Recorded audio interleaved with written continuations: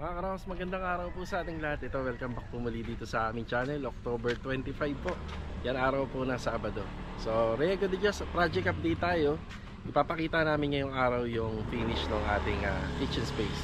So, ito yung isa sa mga gusto ni client owner sa kanyang bahay. So, ito yung pinapangarap niyang simple pero medyo elegante, yung kitchen area niya. So, ito mga karaos, samahan niyo po muli kami ngayong araw na Sabado. Enjoy watching po. Let's go. Tara. Ayan mga karaos, nandito na tayo sa Anyana Bel Air East Project. Okay, good morning kila Ma'am Catherine Kasumi, kila Sir, and Tommy Lee. Ayan, nandito na tayo.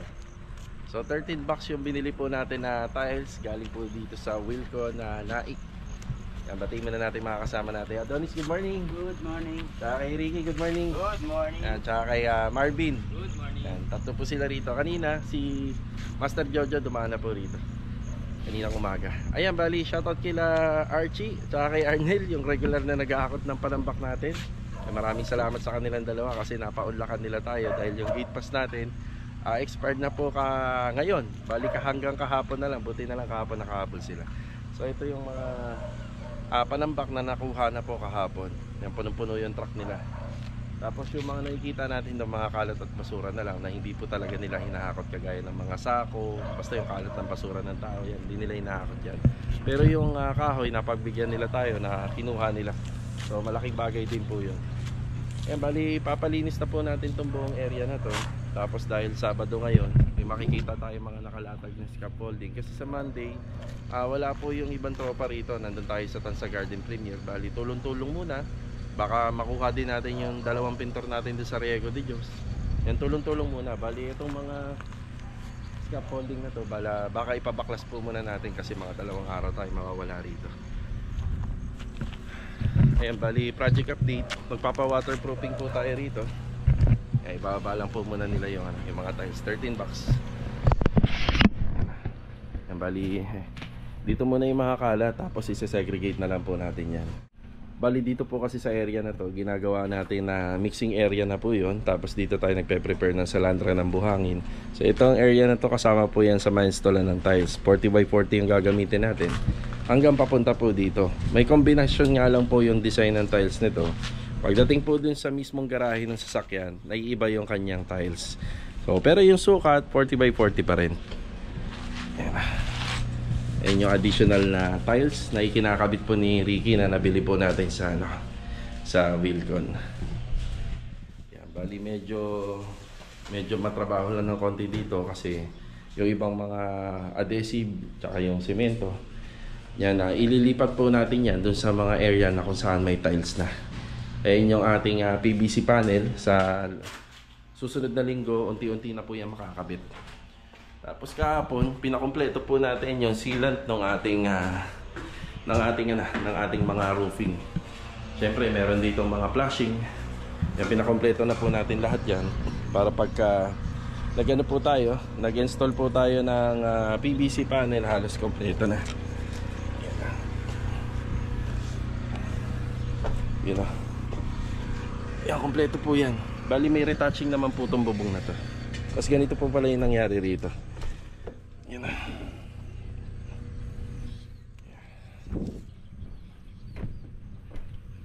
Kompleto na. Silyado na po yung mga flashing.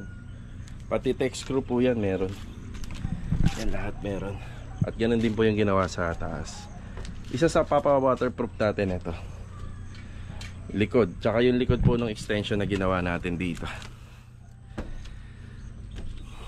Yan, ipapa-waterproof din po natin yung likuran yan. Yan, lahat ng pader para pagka nagkisame na tayo, safe na rin yung kisame at saka yung mga metal parings. Okay na. Thank you. Tapos itong part na to, pwede na rin po natin ipasinsil sa tropa to kapag hindi ako na maglalakrik. Ayaman na nakaganyan. Ayaman na yan. Yan, pagka makaluwag-luwag, ipapasinsil na rin natin sa tropa to. Ito nga mga naka-install dito na 30x30 na tiles.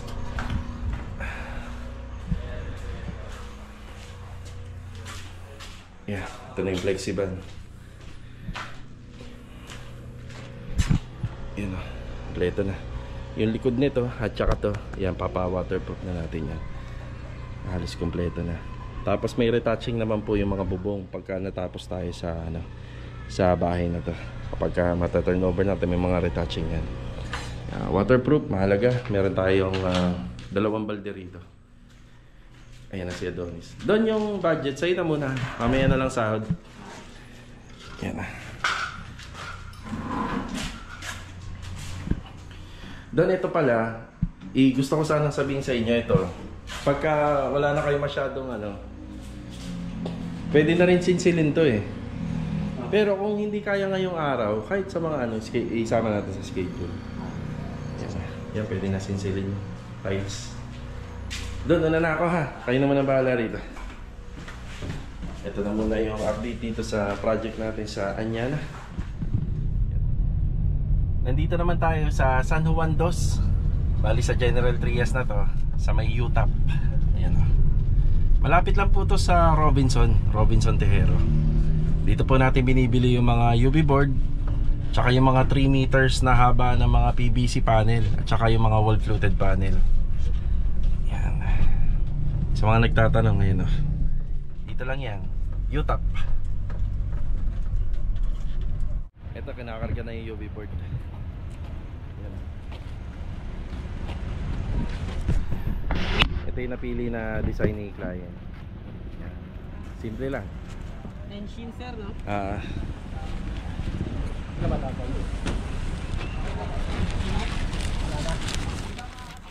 Boss, maraming salamat. Sige pa.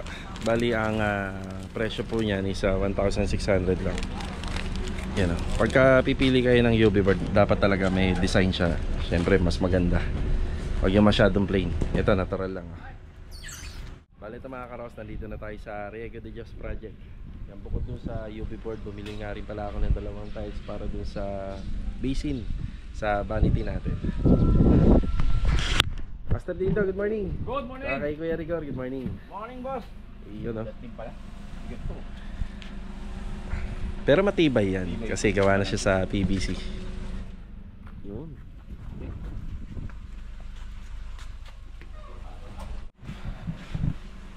O yung tiles na binili natin, Galaxy Black. Ayan, para dito sa basin cabinet.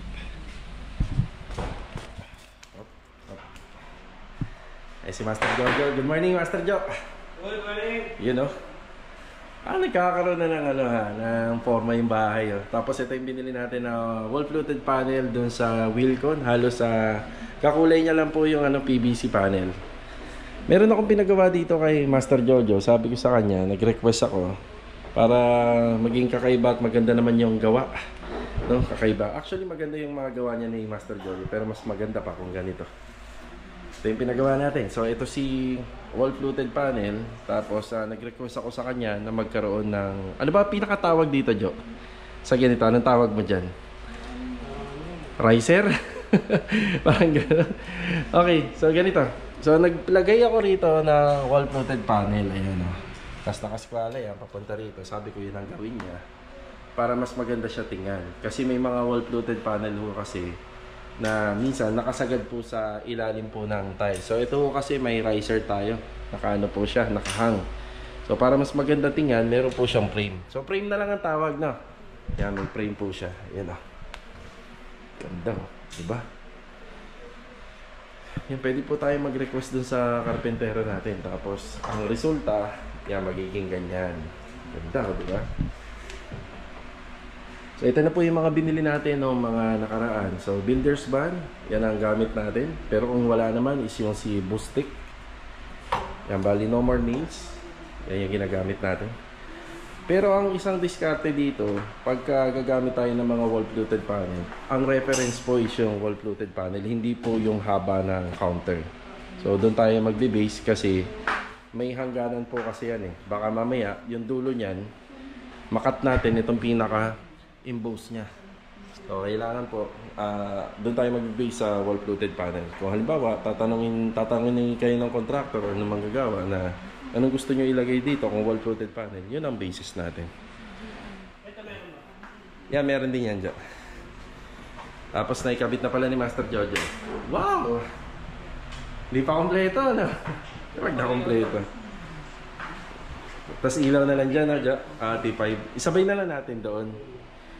Ito na po yung bar counter ni client. Ang pangarap na kitchen set or kitchen counter. Kitchen area ni client. So ito yung sa perspective. Yan na, yan po yung sa perspective namin. Ganda oh, lalo na pag nakabukas na yung mga ilaw. Ang ano no, ganda ng ambience no. Lamig sa mata. Yan, lalo na pag natapos ni Master Jojo to. Diyan, mamaya kaya bilhin ko na yung ilaw nito para mas maganda, ano? 8 feet, tsaka 5 feet. Dalawang 4 feet, isang 5 feet. Ayan o. Ganda. Ganda pag may ilaw na. Mas maganda pag may ilaw. Diyan, kakausapin ko si ma'am dito. Parang ma-overpower yata tayo sa wall floated eh. Parang mas maganda, wala no? Hindi na yata kailangan dito. Ang ganda na niya eh. Yan yung pinagagawa natin kay Master Jojo. Ilawan yung parin na. Mas ganda. Tapos sa taas, yan, babalik po tayo dyan. Kasi ko mamaya yan. Tapos dito tayo sa taas. Makapaan na lang muna tayo ha. Yan o.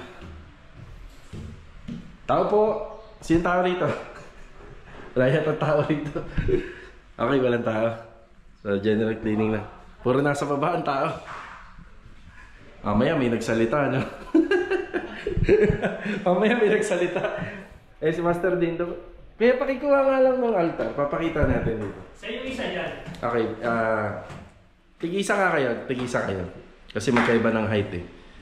So, ito pa yung altar na request ni ma'am. Ang nag-design po nito ako, tapos sinabi ko na lang sa kanila kung paano gagawin. Iganyan mo dito.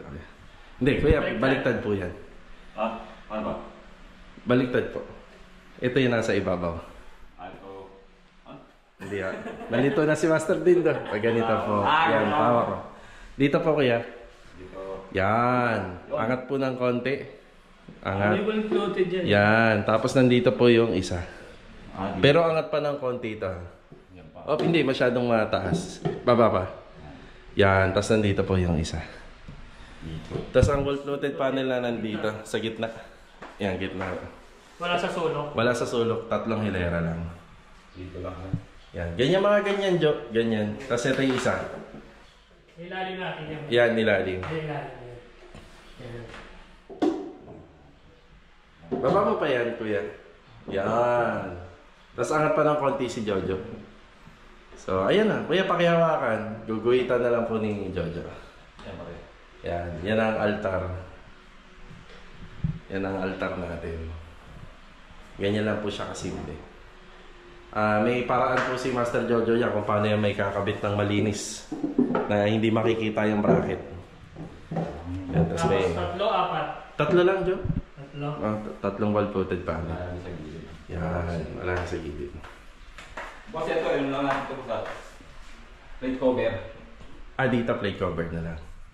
Kasi rekta na siya yun. Pinuti ko na lang ito, boss. Kasi baka wala tayong masyadong. Ay, mas maganda nga po yung ganito. Sabi nga ni ma'am, nasa atin daw, sabi ko nga itim, pero kung mas okay naman sa puti, mas maganda.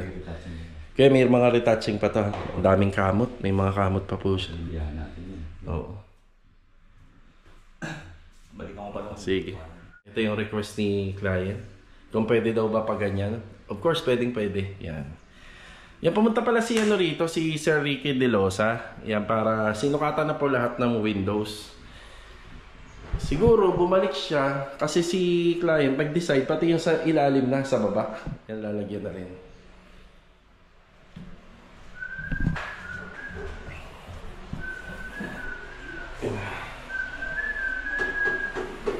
Ano masasabi mo, kuya? Ganda, ano? Ayos yan. Pangarap na kitchen area ni ma'am. Yan. Tapos yung sa ano natin, ang tawag dito? Sa UV board dito po ilalagay yan sa gitna. Tapos lalagyan na lang ng wall floated panel. Baka kasya dalawa lang siguro. Tig dalawa, kasya ba? Tig dalawa. Pagka kinakailangan, baka tig 3. Yan, sukat. Kasi nasa 4 feet lang po kasi ito eh, yung mga UV board. So titingnan kung kakayanin. Kulang pa rin. Kulang talaga. Tig 3. Tig 3 pagkabilaan. So same na wall fluted panel lang din naman yung gagamitin. Tapos pag dating dito is sa hidden door. Yan yung mga isang inaasikaso dito.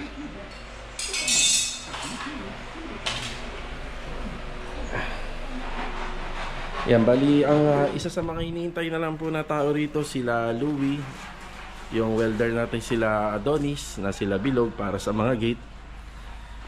Ang lupit ni Kuya Rigor, oh. Linis na, Kuya. Kulang pa ngayon. Kulang pa. Sige. Ang galing ah, ayos na. Pero yung mga poste natin, no, nakikita ko medyo ano pa, no? Depende pa pag ano na yan, ulit. Oo. Inaano ko na to. Itirahin ko pa yun. Da. Ang ganda nung ano, Kuya, nung altar.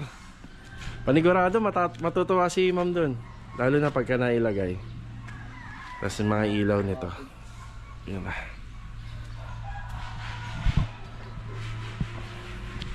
Mga karosa, bago mag tanghali, hindi ko may papangako pero baka siguro after lunch na lang kasi dadaan pa ako sa phase 3. Yan, sana makabalik agad ako rito ng ano, alauna 1 or 1:30 or 2. Yan, bibilang ko ng ilaw yung para dun sa kitchen. Para kahit papano buhay na po yun. Pagka pumunta sila client, bumisita. Yan kasi yung isa sa mga tinututukan niya. Mahilig po sila magluto. Yan naman po ang minsan nakikita sa bahay. Kusina. Mahilig ka magluto. Tapos pag naikabit pa po yung mga ilaw rito. Yan, ganda na. Diba? Yan, isa sa mga diskarte namin sa wall fluted panel. Yan. Tapos hindi naman tayo na mahihirapan sa maintenance kasi iikutan pa ng silicone sealant po yan. Ba? Ganda, oh. Ba?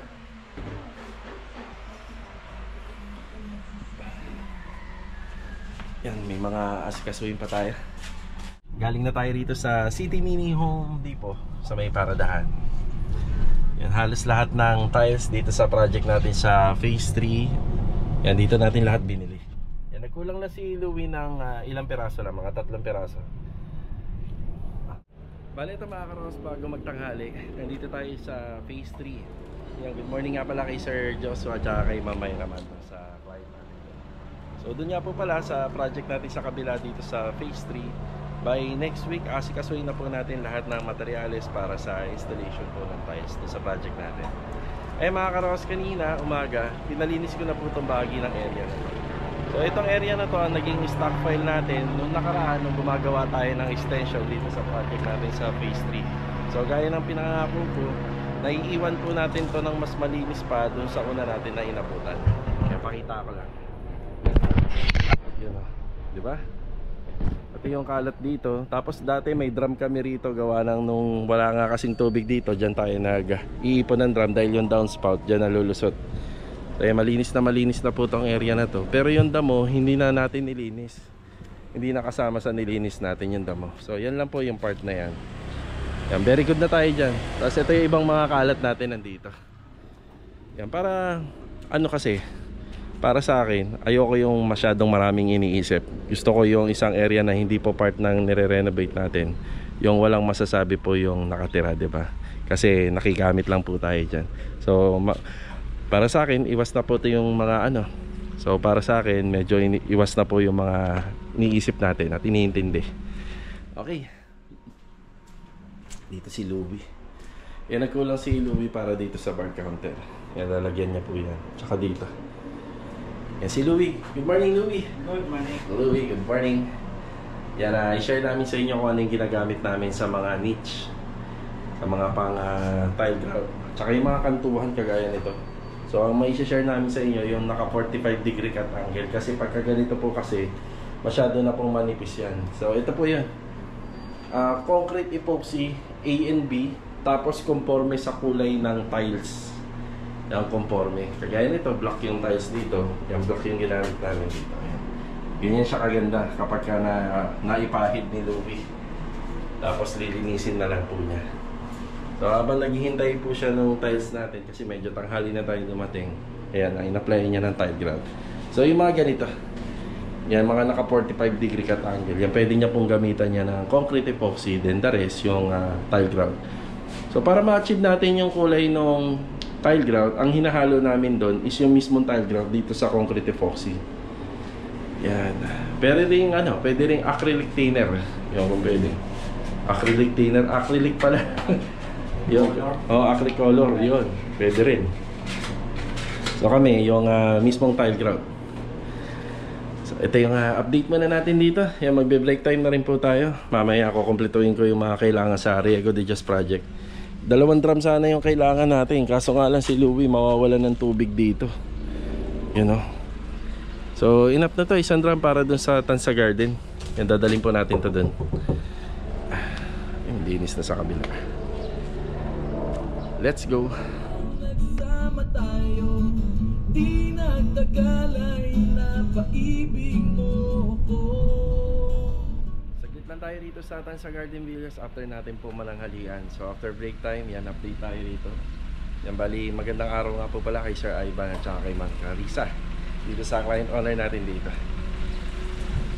Yan, bali hinatid lang po natin yung drum na galing po sa phase 3, pero bukas magiging 2 po yan, yung drum na yan. Kailangan natin dito mga 2 para sa buhos. Dire-diretso po yung transition ng trabaho. Tapos magpo-provide na lang po tayo ng maliit na drum para dun kay Louie.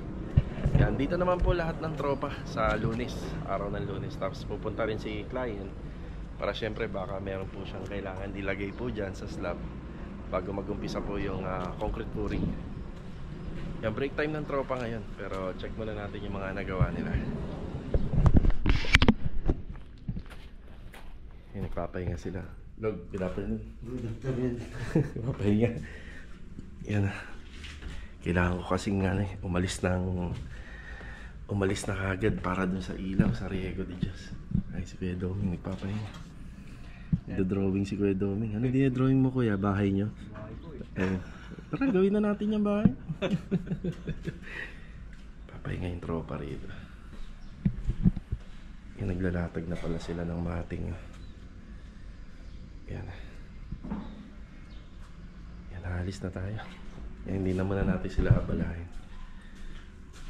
Nice na rin pala nila yung bakal dito. Ayan.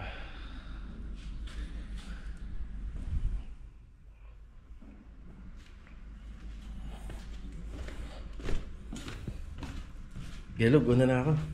Yan lang. Wala naman. Wala naman kailangan. Mamaya may darating na bakal. Yan na. Marami naman na yung simento natin. Buhangin, kompleto, graba. Baka ito ang magana tayo. No, graba, no? No, baka mag-alangan tayo sa graba. Yun lang naman. Halos na sila dito. Tapos na. Preparasyon na pala lahat. Kay Sandy. Good afternoon, Kuya. Dito tayo bumili ng ilaw sa Wilcon at saka rito sa ANS Nax para sa project natin sa Riego de Dios. So ito na yung T5 bulb light. Isa to sa mga materialis na magpapaganda doon sa bar counter at saka sa overhead cabinet na gawa sa aluminum. Tapos yung ibang mga ilaw na binili natin yan para doon sa may fence area at saka sa garahe. So yung binili nga pala natin ilaw sa Wilcon is 12 pieces na surface type. Ayan, na surface type. Tapos may binili rin tayo sa ANS. Ito naman yun, 2,287 and 2,760.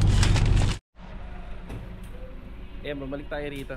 Tapos pagbalik natin dito sa Riego de Dios project, nandito yung grupo nila Master Batang. Update tayo. Bali dito muna sa fence. Ayan, pinagpapatuloy po natin yung pagpipintura po ng bakod. Ayan, matrabaho lang po talaga, lalo na kapag inisa-isa po natin yung mga tubulars na mapinturahan.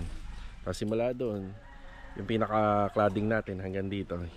Next week, may kalalagyan na po yan.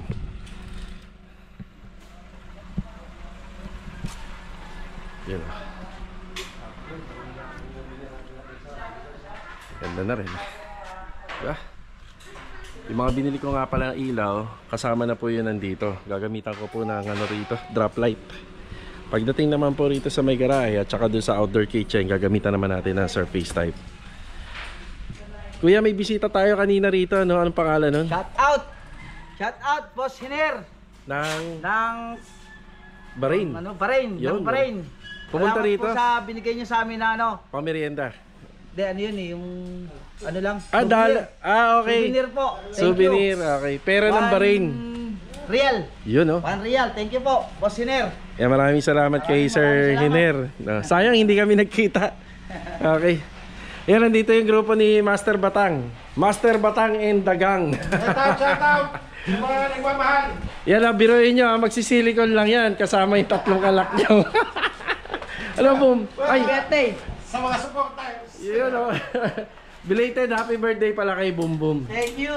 Ano, happy 13th birthday, no, Boom, no? Belated happy birthday. Pero ang ano daw, ang okasyon daw gaganapin na lang sa birthday ni Master Batang. Alright.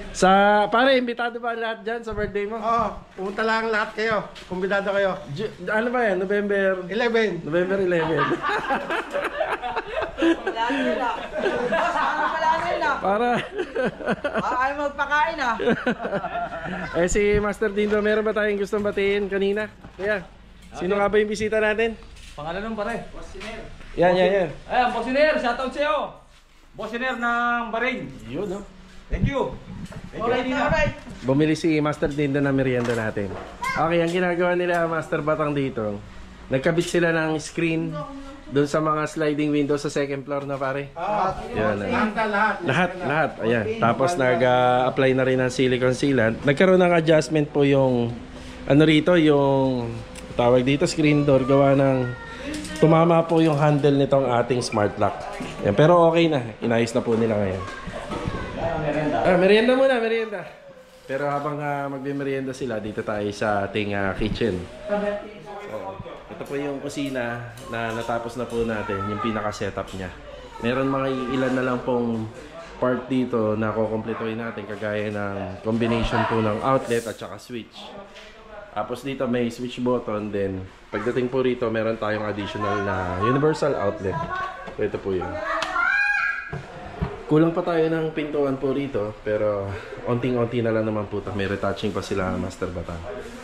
So ito nga po pala yung gustong-gustong favorite area ni client po rito, itong kanyang kusina.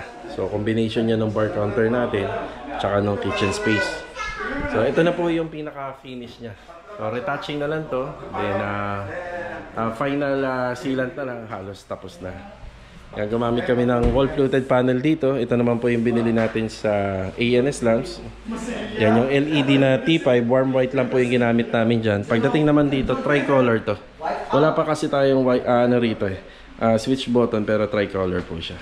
24 watts yun nilalagay namin ng LED dyan. Tapos dito naman 18. Yung 18 watts. Ayun yung ating wall fluted panel.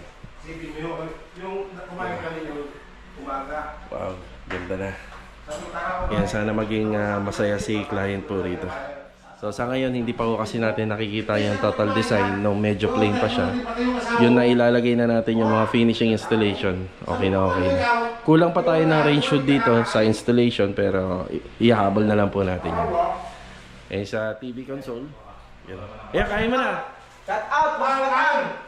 Maraming salamat sa iyo sa pamirenda mo. Happy birthday, Boom Boom. Shout out, Boss Lee. Salamat. Pre, ito na ba yung pa-birthday ni Boom Boom? Ito na ba yun? Happy birthday, Boom Boom.